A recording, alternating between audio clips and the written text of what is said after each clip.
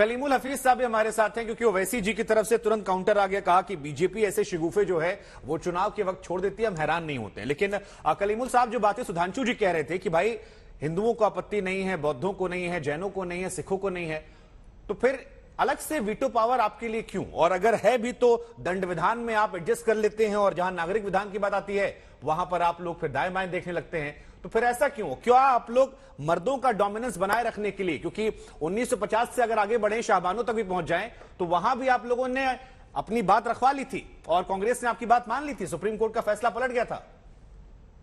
देखिए शुभांकर जी, मैंने सभी वक्ताओं की बात सुनी। मुझे उम्मीद है कि आप मुझे 2 मिनट अनइंटरप्टेड दें। जी। सवाल पहली बात यह है कि उत्तराखंड के चुनाव के टाइम पे भी जब भारतीय जनता पार्टी ने अपना संकल्प पत्र जारी किया था, उसमें 25 पॉइंट रखे थे, लेकिन उसमें ये यूसीसी की बात नहीं की थी। लेकिन चुनाव से ठीक पहले धामी जी ने डिक्लेयर किया कि हम यूसीसी पे अपनी कमेटी बनाएंगे, और उन्होंने ध्रुवीकरण के लिए कोशिश की। लेकिन अब मैं वही सेम चीज अभी गुजरात में चुनाव के लिए कर रहे हैं। लेकिन अब मैं आता हूँ हकीकत में।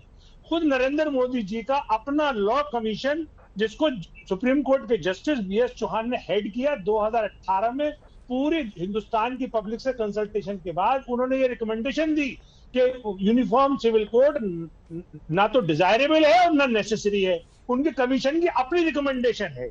अब आइए बात ये कि हमारे जो देश के प्रधानमंत्री हैं, उनको हमारे देश की डाइवर्सिटी और प्लूरलिज्म हमेशा प्रॉब्लम नजर आती है। इसलिए उस प्रॉब्लम का सोल्यूशन क्या देते हैं? One nation one tax, one nation one election, one nation one culture, one nation one law. यानी वो हमारी जो यूनिटी इन डाइवर्सिटी में जो स्ट्रेंथ है, उसको वो वीकनेस समझते हैं।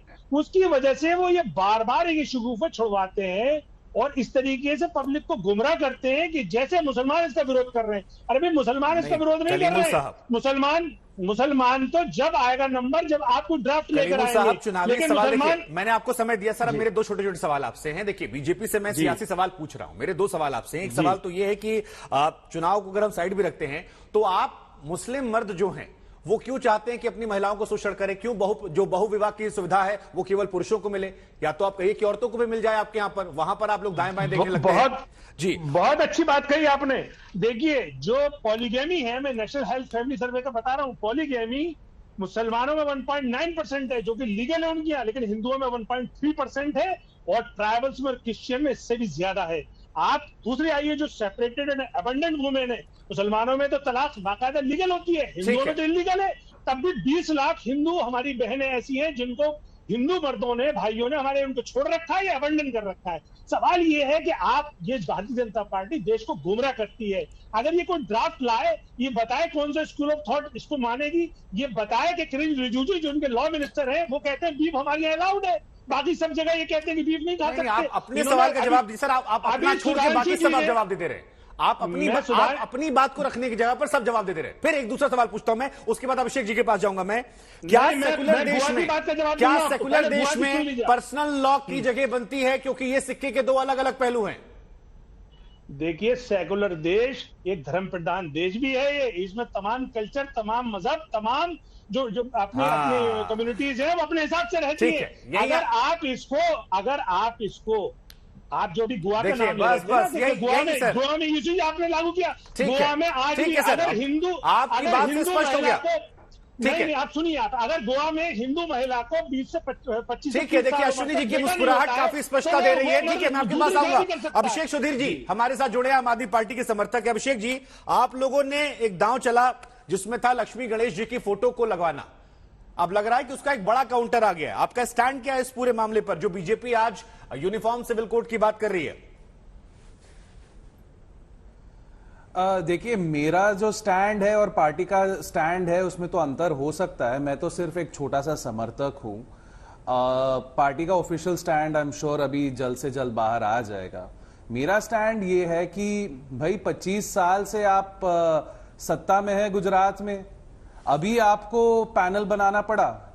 जब अरविंद जी ने लक्ष्मी गणेश जी की फोटो के बारे की मुद्दा उठाई, 3 दिन बाद आप यूसीसी का पैनल बना रहे हैं। वाह भाई वाह। 25 साल से कहा थी ये पैनल। अरे गोवा में सिविल कोड है। भाजपा गुजरात में कितने सालों से सरकार चला रही है, वहां कहां थी पैनल? जो पार्टी कट्टर ईमानदार पार्टी है, जो कट्टर देशभक्त पार्टी है, वो नैरेटिव सेट कर रही है आज गुजरात में। गुजरात की जो नैरेटिव है वो है स्वास्थ्य और शिक्षा।